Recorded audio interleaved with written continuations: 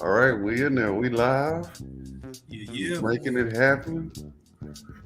Our Just Knowing Sports Show, bumping on this Wednesday night. What's going on, fellas? Man, everything's Doing gravy, well, baby. How you man. doing? Right on, right on, right on. So, Big E, you say you're a little disappointed with the Texas Longhorns, huh? I'm not disappointed in them because they did a whole lot better than I was anticipating this year. But I wanted to see them go ahead and make it, man. It's been 20 years since they made it to the Final Four, so I wanted this to be that inauguration. But at the end of the day, though, the thing that I was hoping for is that Terry got his check from UT because he earned it and deserved it. They gave that man that money, and I'm happy to see that, man. 5-year contract, I ain't mad at that. So they'll be back. They'll definitely be back. But yeah, I'm still a little butthurt about that, though. I can't even lie. I think they'll be back too, man. I'm glad to see Terry did his thing, man, and like I said when I was watching the game, Mm-hmm. Texas had control. Yeah. It's about 8 minutes left in the ball game, and then it just seemed like it just kind of faded away, and that was it. That was it. Yeah, One thing about this NCAA tournament is everybody getting caught up on the fact that other than UConn, that there's the Dukes, the North Carolinas, and all that they're not in there. But just last year it was like four blue bloods, so to say. You see what I'm saying? So I think the NCAA got what they wanted. They got what they wanted. We got a little parity, and let's see, we got Florida Atlantic, we got San Diego State, we got UConn and Miami. And you really look at it, I wouldn't even count Miami as a surprise because Miami went to the Elite Eight last year. Yeah. So I wouldn't really even count them necessarily as a surprise. San Diego State, maybe. But anytime you win on the other side of 28, 29 ball games, I don't think there's too much luck. What, San Diego 32-5, 31-6, and then we got FAU. They now 36-3? Something like that. 35-3, somewhere around there. Hey man, at some point you just gotta call it what it is. That's a good basketball team. In UConn, they had a stretch where they were the number one team in the country. They only lost against teams in the Big East, and that's a testament to that conference. So I'm looking forward to it. And that's a wake-up call for Duke and North Carolina and Kentucky and UCLA. And, it's a wake-up call. Like, these players, they're going to get it one way or the other. They're not controlled. They have more freedom. They got the NIL, so they're hitting these portals. And like I said, that's a wake-up. Like, you can run 5 freshmen out there. Okay, you probably going home in the Sweet 16 or the second round. So I'm with it. I'm here for it. I'm with it. It's exciting to me. I feel like college basketball has always got me right. Yeah, man, I agree. Oh, I'm sorry. Go ahead, Juice. I was just gonna say, man, I just think it makes it more interesting. I guess it forces viewers to pay more attention to other teams. Um, I mean, I like where the college game is headed. With the NIL and transfer portal, it's just gonna make it even more interesting. So that's what I got. Yeah, and I agree wholeheartedly, man. I mean, the influx of the transfer portal and the NIL deals is just going to really balance out the whole landscape of college basketball. I mean, even when you look at Kentucky, I was watching the high school All-American game last night, and Kentucky's got like three or four of those players coming over there. Mm-hmm. But think about the advantage they may have of having those youngsters, but being able to add somebody from the transfer portal as kind of more of that veteran leadership. They might be back in the play if that's a move that they make. You know what I mean? So, the youth one and done movement is still going to be prevalent to a degree. But now that players are able to make money off of the NIL deals and things like that, there's not that rush to get to the league now. Mm-hmm. And I think who's going to be affected more by this is probably the G League, because if players are able to get into college, then they're able to get NIL deals in college, and they don't have to take those 6-figure deals to go play in the G League now. So that's who's going to get hit, I feel, or feel that pinch. I mean, my understanding is that the high school All-Americans, they had for a couple of years now, they've been sending about 2 or 3 players, even 4 to 5 players down to the G League out of that whole scope. But now I think this time around, I only saw one player that was going to the G League. The rest are going to college. You only have one that was undecided, and that's Bronny. But I think everybody feels like he's probably going to end up at USC. So I'm excited for college basketball, man. I think it's going to be the trajectory is just going to be sky high from here on out.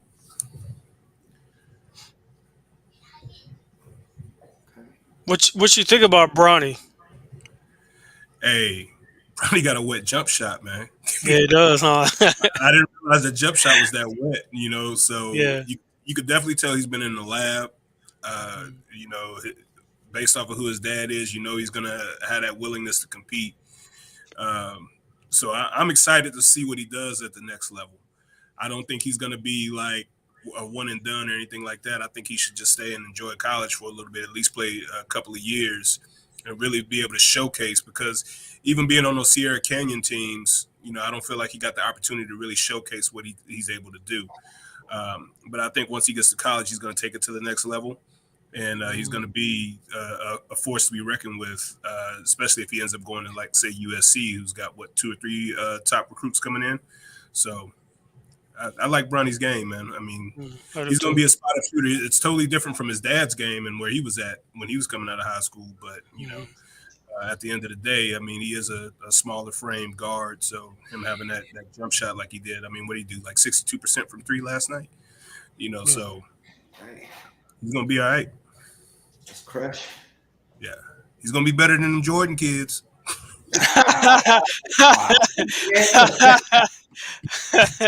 He's already better than Jordan kids. I got to look.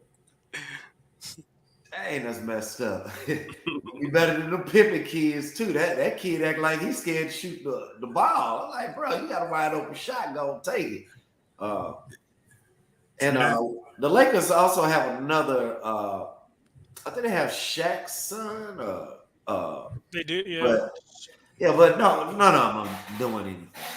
It's kind of hard whenever you have this Hall of Famer dad in any sports to duplicate what he's done. Now, if your dad was an okay player like Joe Bryant, his son come in, it's different. Yeah. Or you have a group of brothers. I always tell people this in sports: either one's gonna always be better than the other, or they both gonna be good. But I've never seen to where 2 brothers are in a sport and both of them suck. I mean, look at Harvey Grant and Horace Grant. We know Horace was the better player. I mean, he wasn't no slouch on the Bulls teams, and then he went down there to Orlando. He was still doing his thing, and Harvey was, okay. But it ain't like both of them suck, or like the Berry boys. Yeah, their dad was a Hall of Famer. Both of them was okay. I mean, neither one of them just sucked it all the way up. But yeah, I mean, you can't even really say they suck though if they make it to the league. You got to have some skill to make it to the league. So hey, the Jordan boys didn't make it, did they? I don't even know if they played college ball for very long. I think one of them played college. One of them played college, but yeah, one of them played college. Yeah, the other one maybe they should have tried baseball. Yeah, maybe so. That was, made out a little bit better, but basketball, nah. Yeah, no, I don't think. And that's kind of a surprise to me, considering how much of a competitor MJ was, that his kids weren't a little bit better at it. But maybe he was just thinking that, I want them to find their own lane, their own niche. And as a parent, I can totally understand and respect that. But I would have expected, with you saw it with Rest in Heaven, Gianna, Kobe's daughter, that she was going to be a beast on the court. Yeah. Oh, yeah. That was coming.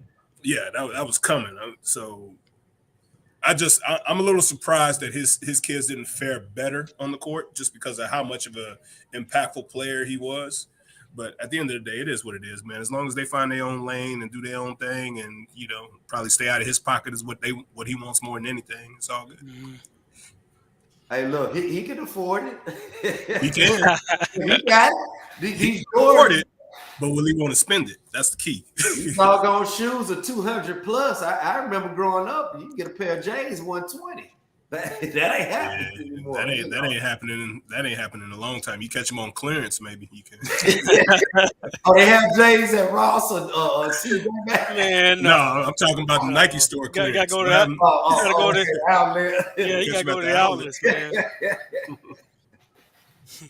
Oh man, that's crazy. Yeah, man.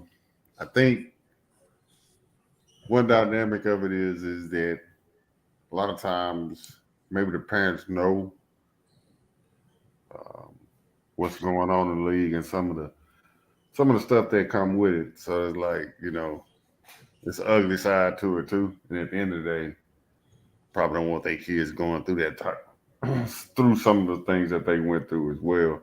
But yeah, at the end of the day, I agree with Big E. A lot of times, I don't think it was necessarily pushed nor forced on it. The kids to go out there and be great. If it's in them, then it's going to be in them. At the end of the day, very rarely do you see. Well, we know what the Mannings did as far as football quarterbacks. Then we got Griffey Jr. and Griffey Sr. We got Bron trying to hold on for Bronny Jr. He ain't gonna make it to Bryce though. Bobby and Barry. Yeah, Bobby and Barry. I think Bryce going to end up being better than Bronny, but we got to address something, man. Hey, stop hating on these kids, man. Stop hating on these kids. Facts. Just let them be, man. Like, I mean, they was talking already, like, oh, he made the same play his father would have made. Look, the dude was wide open. See, like the dude was wide open. Bronny Jr. did what he was supposed to do. It's an all-star game anyways, you see. So he drove the ball. He got out of the corner. He drove the ball to the middle of the court to draw the defense to him. They was coming to trap. Shooting guard comes or whatever rotation they was running. He came off a pin down in the screen. There it was. It was a little bit of a long three-pointer, but there it was. He was wide open, so it is what it is. I like the jump shot. He's got a nice little jump shot. He did his thing in the dunk contest, and It is what it is. So, yeah, that's what that is on the college basketball scene. And what they gonna do next year? Like I said, Caleb Love from North Carolina, he said he wants out. Kentucky lost. Come on to Texas. Yeah, he's going to Texas. Oh, I was gonna say, is he going to Texas? Texas For real? Oh, this Texas stuff, boy. Y'all love them horns, don't y'all? I don't know. Yeah, I don't man, know. hook 'em. I don't know if it was spoof or banner or not, but I don't know. Somebody was just like, he going to Duke. Man, if he pulled that off, going from North Carolina to Duke, boy, if he pulled that off, man, that's gonna be. That's the college equivalent to Ray Allen going from Boston to Miami. Oh, man, or Boston, yeah, that's like him going from Boston in 2008, switching over to the Lakers in 2010, and then beating Boston. Man, that's a different beast, but that's where we are. And then Lamar Jackson dropped some more news on everybody. March 2nd, apparently he requested the trade. Look, it's a lot of teams out there that have lost their ever loving mind if they think Lamar Jackson is not a missing piece or a very good piece to help them go ahead and win the Super Bowl. I see even 49ers fans in groups like, oh, we'd rather roll with Brock Purdy and Trey Lance over Lamar. Oh, my God. Are you serious? It's like if you add him to a team like the 49ers, like that's a guaranteed Super Bowl. Like within the next 2 years, period. Oh, we don't need a quarterback. Well, the NFC Championship game says you need somebody out there. You know what I mean? Oh, we don't need a quarterback. We're good at quarterback. No, you're not. So at that point, it's like I don't think nobody gonna touch Purdy because he's coming off that surgery, and we still don't know what Trey Lance is. But at the end of the day, you gotta try to. If you like the 49ers or your team that may just can get pushed over the top, go ahead and make that happen. And then the Jets, like we know what Aaron Rodgers is, but like, come on, man. At the end of the day, what is A-Rod? 38, 39. He about to mess that team up. If he go to the Jets, he gonna mess that team up. Period. 2 years max. And this disrespectful thing, he's a 26-year-old MVP, man, and he's fighting for his life, you know. I mean, I'm trying to figure out where they think the proper investment is paying a 38-year-old quarterback $50+ million over a 26-year-old quarterback that's been an MVP too. That's why they're the Jets. I think Rodgers will give him one good season. I don't think that Mhm. they'll make it to the Super Bowl, but I think he'll give them a good season. They'll probably win the division, maybe even make it to the championship, the conference championship game. But I mean, hell, Mark Sanchez did that, so that ain't, that ain't really something to just write home about. This is Aaron Rodgers. He's supposed to be giving you Super Bowl trophies, and he's only given one his whole career. That's So it. to me, I mean, that says a little bit more about Aaron Rodgers than anything. So I don't see how any of these teams are willing to pass on Lamar Jackson. And some of the comments that have been coming out, like Arthur Blank the other day, talking about comparing it to the Deshaun Watson situation and saying how it was a totally different scenario. I'm like, man, Deshaun Watson had 2 ACL surgeries, and all he's had is a sprained PCL. And you trying to tell me come on, man, I can't even do it. Like, y'all just shooting whatever in the sky because y'all don't want to have to pay that guaranteed money. That's all that is. What's really ironic about Aaron Rodgers and the Jets? He's doing the same thing Brett Favre did, Which is holding why I'm surprised. Yeah. holding the teams hostage, and Mm-hmm. he's at an age where, he can still play, but he's not. I don't think he's elite anymore, and so I think if the Jets do in fact sign him, I just think it's just a bad recipe for the locker room, the way Aaron Rodgers is, and so I hope they don't do it, but we'll see. I think there are some perfect fits for not Aaron Rodgers. Forget Aaron Rodgers. Mhm. There are some perfect fits for Lamar Jackson. The number one perfect fit for him, I'm gonna have to say it. I'm not saying this as a homer. The perfect fit for Lamar would be the Raiders, for the simple fact. Now you got that top dog receiver. You got a dude that can work the slot. They just picked up Hooper in free agency, the tight end. You got a beast of a running back. Yep. That would be an ideal situation for him. Mhm. Another ideal situation for him, as Doc mentioned numerous times, is Miami. You got Duper and Clayton 2.0. You got a back. You got a great defense. You got is there. The long shot, it probably would never happen in a million years. Yep. But this third team I'm about to mention, oh my God, Baltimore will catch hell. It's the Pittsburgh Steelers. Oh boy, don't say that. Pittsburgh Steelers. Oh my God. Coming receivers. They got the running game. They probably can add something. The defense is already pre-made. That's already there. I think those are best fits for them going forward. It's not no Detroit Lions and all this other stuff that they name it. No, those would be the 3 perfect fits. Because now he ain't got to worry about what can they put around me. It's already there for you. All you got to do is go in there and engineer it and take care of it. Baby, pacify it. You ain't got to do too much. Like you had to do in Baltimore. This guy never had a number 1 receiver. No. Never. He had excuse my French, he had a half-ass running game. Other than that, he was the running game. There you go. He was the running game. Yeah. So you put him in these 3 ideal situations, I think he would thrive in it. Now, Frisco is a long shot because I really want to see what Brock Purdy's going to do in year 2. I think we're on the cusp of something very special with Brock Purdy. I'm just going to put that out there. I think that kid going to be special. I need to see more. I'm not going to lie. I need to see more from Brock Purdy. I felt like it's easy to dominate when people don't know what to expect from you. But now that they know what to expect from you and how to game plan from you, what is that going to how's your game going to change from that? And you're coming off injury.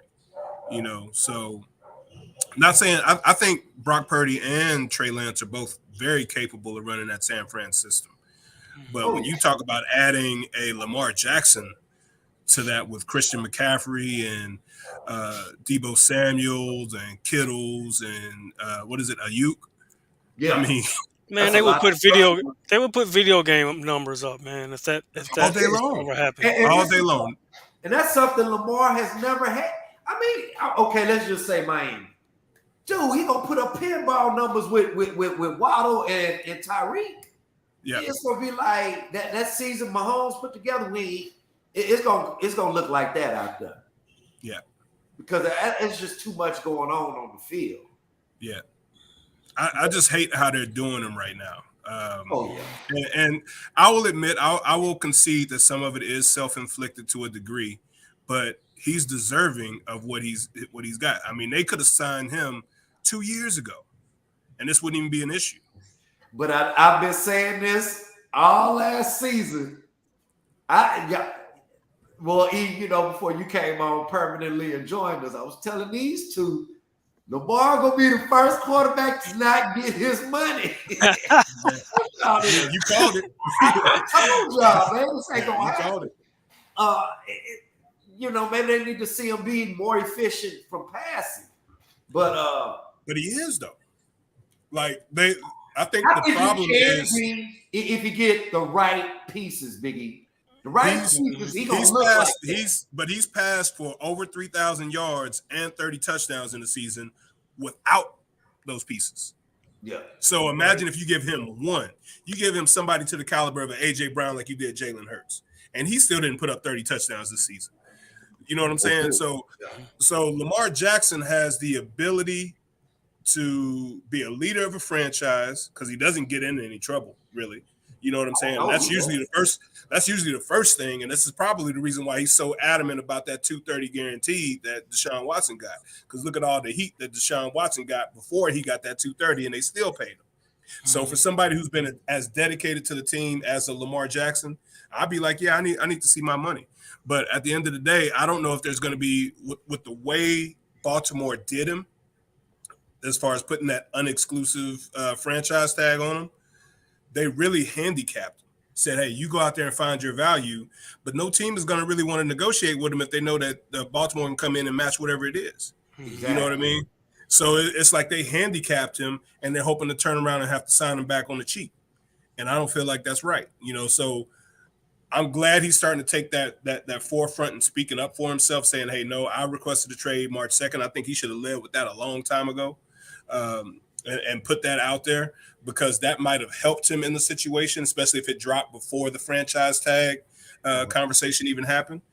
But at the end of the day, man, there's no quarterback more deserving of their money right now in the league than Lamar Jackson. Now, do y'all think this is a way or something dealing with the owners to where they trying to drive down the market to where they don't pay these outrageous numbers to quarterbacks? Partially, yes. It be the beginning of something of that nature. They don't want. We saw what Deshaun got. Hell, we even saw what Derek Carr got. Jared Goff, all these guys getting these outrageous. Well, I'm gonna be honest. Goff don't deserve that. Carr don't deserve that. I mean, even though Carr that was a good deal. But Mahomes is definitely deserving. Now, what do we do with Josh Allen? Because Josh Allen got his money, didn't he? Didn't he get an extension last year? he got his money? I thought he did. It's Joe Burrow that's up next, and Herbert that's up next. So Josh Allen is already a $40 million quarterback, 40-something million dollar quarterback. But the ones that are up next are going to be Burrow and Herbert.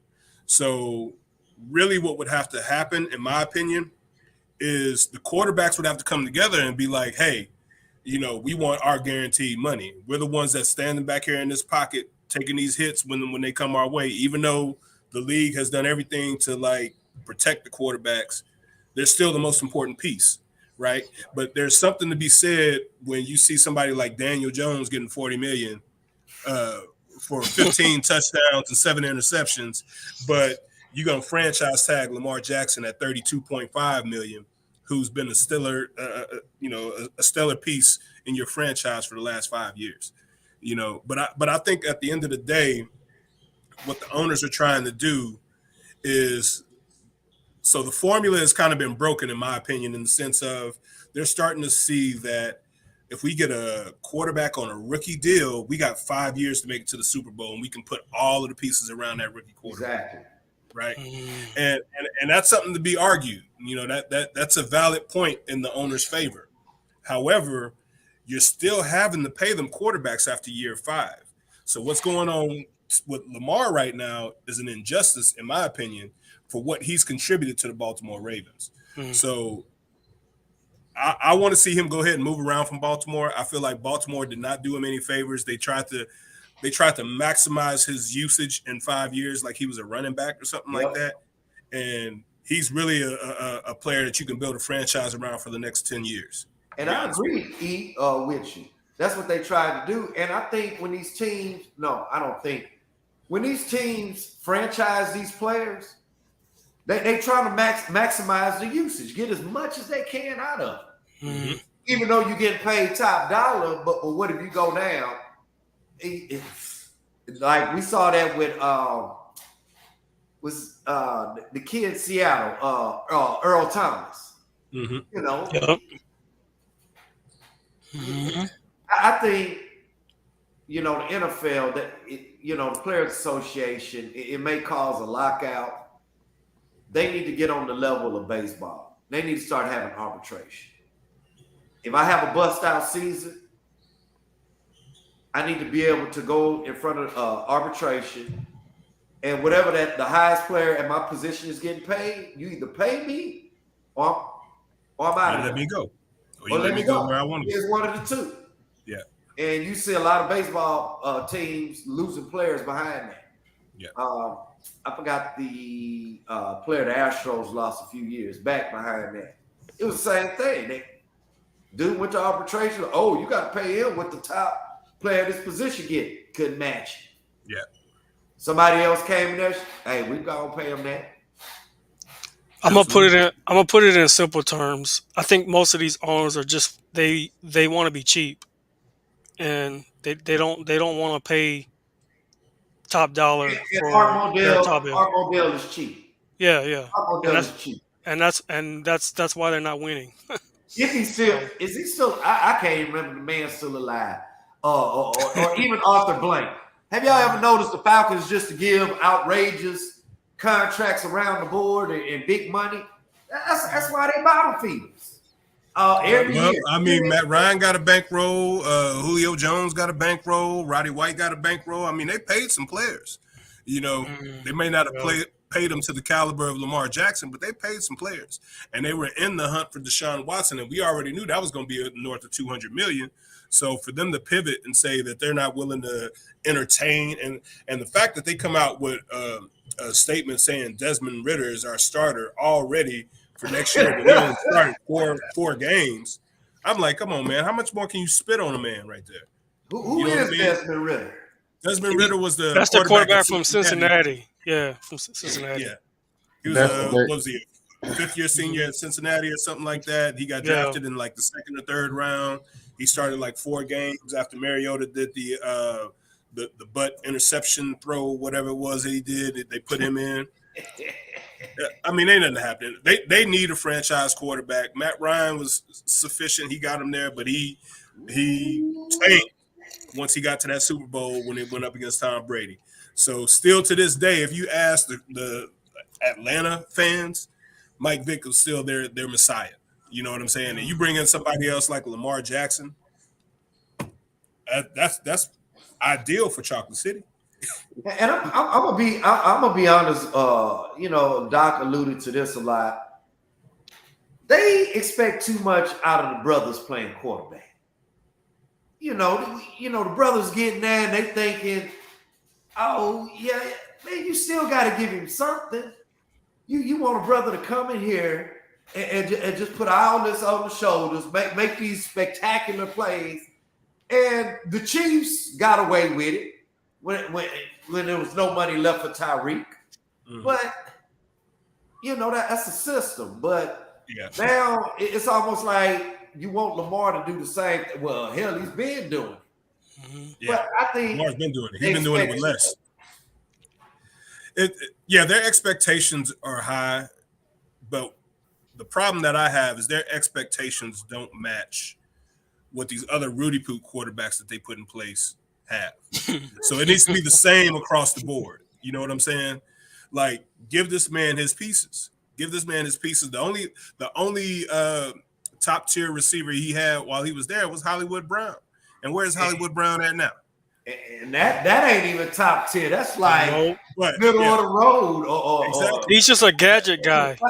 Yeah, he's a gadget guy. He's an undersized wide receiver. You never gave him a big target to throw to. You know what I mean? All of these receivers that's been available, throughout the off seasons, you never tried to pair anybody like that with Lamar Jackson and give him an opportunity to see what he could really do. But you're going to roll him out and QB scramble and QB draws and all of this stuff to the point to where he basically injures his PCL running dive plays for you guys, and then you want to turn around and not give him his money 2 years in a row. Come on, man. Yeah, that's ridiculous. It's ridiculous. It's ridiculous. And you got to wonder where some of these GMs and all that stuff, do they really want to win, or are they more interested in ticket sales? Washington, Miami, we already know what's up with Tua, and we just going to see. We're going to see what they're going to do. I can see Miami giving Tua a little bit more time, even though he's injury prone, because he was having a great season. He was. Prior to. He was lighting it up. So I could see the Miami scenario. I could even give San Fran a little pivot with Purdy because of how well he was playing. But when you look at Washington, when you look at Atlanta, when you look at the Jets, none of them have any excuses. Yeah, that doesn't make sense. I don't care if you are going for Aaron Rodgers. None of them have any excuses. The Jets are a good football team. The thing about it, right there. The thing about it is, with Tua's situation, it's not that he's injury prone; he's concussion prone. We know 3 that we know of for sure. Yeah, and that was just like in last season. So, I mean, you take 1 or 2 more this year. I mean, you're basically asking Tua at his age to play 5 years without getting a concussion. But I understand from Tua's sake, he's due $23.5 million this year. So this is like he's got to get it. You know what I'm saying? He's got to get it. So I understand that. I'm glad they picked up his option in that sense. I hope he can stay healthy. But that really should be a team that Lamar Jackson is leading, in my opinion. And I'm trying to tell you, got to see if we got to, for real, got to see if we can, if they can get him down there to Miami. I doubt they will, because there's certain things that the league is just not going to allow to happen, like CP3 to the Lakers. I'm still upset over that. Certain things they just not going to allow to happen. But moving on real quick, because we got to get ready to wrap this thing here in a minute. Big E, man, I feel what you're saying with the Dallas Mavericks and the whole Kyrie thing. I was never sold on it from jump. I was like, it's just a rental. And I've spoken on it before. And if you go back to the beginning of our other podcast, me and Greedy said we ain't talking about Kyrie no more. We called it right then and there. Kyrie Irving is no longer interested in playing basketball, people. He's not. They're going to cut him a check for $20, $25 million a year. He's going to go get it. That's good business. I mean, I can't knock him for doing that. But if you're expecting to get the 2016 Kyrie that can be a Robin to a championship contender, it's not going to happen. I'm looking, we record this show on a Wednesday night. As I'm scrolling through the social feeds, Kyrie Irving, their Dallas Mavericks are playing Philadelphia 76ers. He's arguing with another fan today, right now. But I'm going to be honest with you, though, Doc. I don't think Dallas's problems is Kyrie. This team was playing better before Kyrie got here now. But Luka has become a problem. Luka is the problem. Yeah. Honestly, they gave him too much favoritism, too young, too early. They didn't have to deal with that with Dirk. You know what I'm saying? Dirk had to kind of work his way up. But see, I think with Luka was able to come in and right the ship a little quicker than what they were expecting. They didn't have that drop off from Dirk like they were anticipating. Where they were going to have to rebuild for however many years it was going to take, like they did with Dirk when they got Dirk. So I think what ended up happening is Luka knows he's the franchise, right? He knows that he's what makes it all go. and he keeps when they put out the statement that he's not having fun anymore and all of that stuff. I think that's him trying to kind of go back at Jason Kidd a little bit for the comments Jason Kidd has made about the team being like immature, not hungry with the willingness to win, things of that nature. I don't think the problem is Kyrie, right? They're just going to use Kyrie as the scapegoat. That's just my opinion. Or do you think maybe it's the chemistry? You bring this outside guy in of a caliber like Kyrie. Do you think it's the chemistry? It's just not there yet. It's not the right fit. We'd at least caught flashes or glimpses of what it could materialize to be. But I thought the team would be better. Yeah. But apparently they were better off without Kyrie. It's a bad fit because neither one of them can play defense, and they have no depth off the bench. They gave up their depth for more offense, and they have the wing defense is not what it was before. When you're giving up Finney Smith, even Dinwiddie played more defense than what Kyrie would play, essentially. But at the end of the day, I really feel like there was too much back and forth on who's going to close the game and not enough back and forth on who's going to lock up who. You feel me? So like they got away from the defensive side of the ball, which is how you win championships, essentially. And we know both Kyrie and Luka aren't great defenders, but they are great scorers.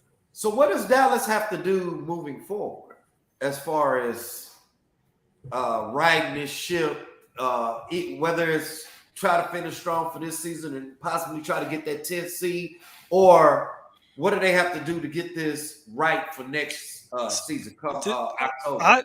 I think Luka needs. I think Luka is similar to James Harden, where he needs shooters around him because it seems like everything is ran through Luka, and Luka is at his best when he's creating shots for himself, but he's also creating shots for his teammates. But he has no teammate. Him and Kyrie, they just don't. It's just not a right fit with them, especially on the court. What about Hardaway? I mean, Hardaway's streaky. Here's the thing. Here's the thing. They got to right the wrong of letting Jalen Brunson walk out the door. Jalen Brunson was that guy that could help Luka, not to take the pressure off Luka, if you will. He was a great ball handler. He was a great distributor. He played defense. He can hit the open jumper. He can get in the paint, dish. Whatever he needed to do to help his team win, he could do it. They didn't want to I don't know if it was just that they didn't want to pay him or if he was just ready to get somewhere where he could be the man like he is in New York. Even though he's still not quite the man, it's still kind of Randall's team. But he's definitely made them more impactful by being in New York. And I think he's got his money, which is what he wanted. Now they have to find that same type of replacement in Dallas again. I don't know if they got that time. Well, I guess they did extend Luka, but if here's my question. If Dallas doesn't make the playoffs, what happens?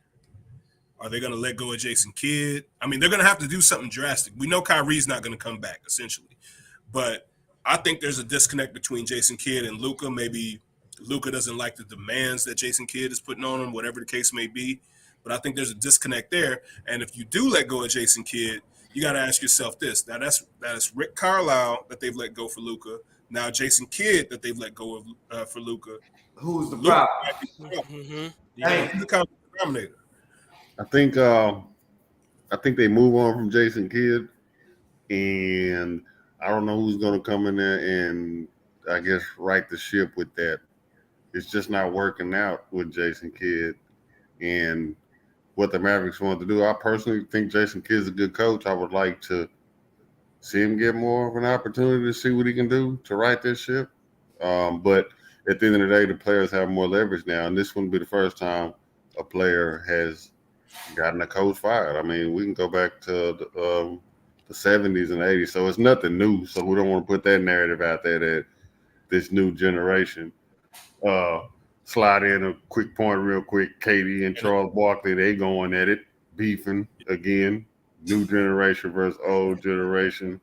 Charles Barkley need to stop that, man. He need to let KD be KD and let him do that, man. But I understand what Barkley is saying too. At some point, come on, man. Like, nobody's above criticism, regardless. I mean, you're in the spotlight, you expect to make plays and all this and that. So at some point, you got to take the criticism too. Barkley can't go a little bit overboard. And KD really just was on Twitter, was just like, ain't nobody trying to. Is he really going overboard, though? I mean, we know what KD is. Yeah. He doesn't like to be criticized.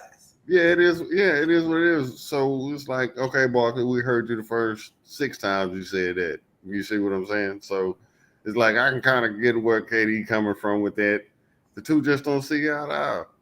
And so weird, Barkley. But don't bring it back up 3 weeks from now.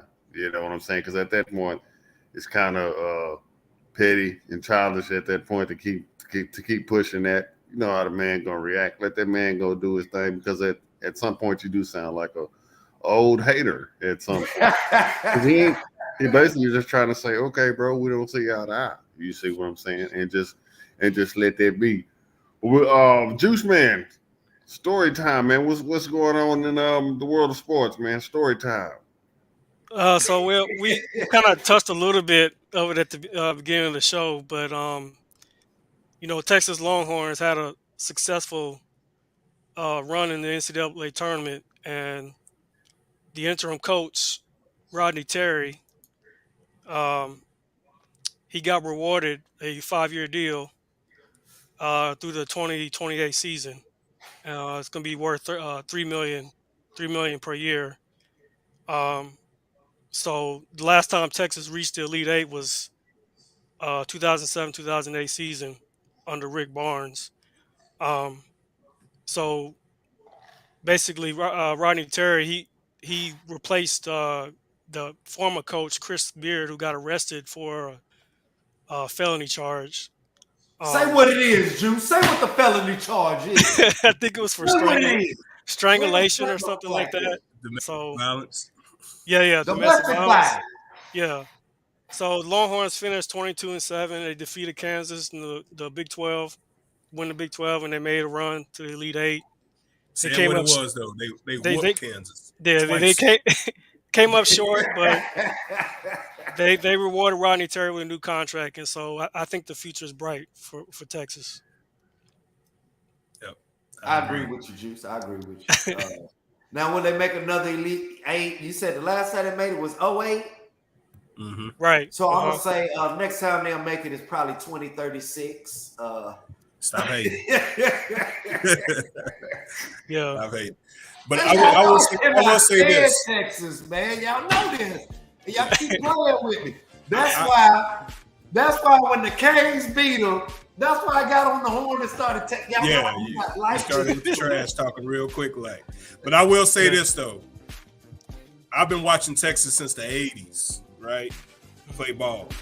I have never seen their players rally around a coach like they did behind Rodney Terry. Maybe that was because of everything that went on, but at the end of the day, every time he had an interview, his whole team was behind him. I like that. I like that. I peeped that too. I peeped that too. And at the end of the Rodney day, Terry, and I'm happy for him. Before we get out of here, I want to say go Lady Tigers, LSU. I don't know if they want look at LSU. Yeah, they got They're playing my wife's school. I think Virginia Tech, right? So the Lady Tigers still rocking. Playing the Lady Hokies. Yeah. It looked like Vitek. Okay, I see it. It looked like on the women's side, it's looking like it's going to be LSU in South Carolina. Ours was a nice story. They got a nice young lady out there that can hoop. She put up 41, but they ain't beating South Carolina. I just don't see it. But not at 36-0. Yeah, but that's a nice story with Coach Terry. I hope they get a man a chance to do what he got, and at the end of the day, that's what college basketball is still all about. That's what it should still. That's what coaching should still be all about until you get to the pros. Of it's really developing the character of young men. So I'm rooting for Texas. I'm rooting for Coach Terry. Texas man should coach University of Texas. That's it. Period. And I mean, and that goes. I mean, I said that on some of my other takes. Texas man should coach the University of Texas. That's just what it is.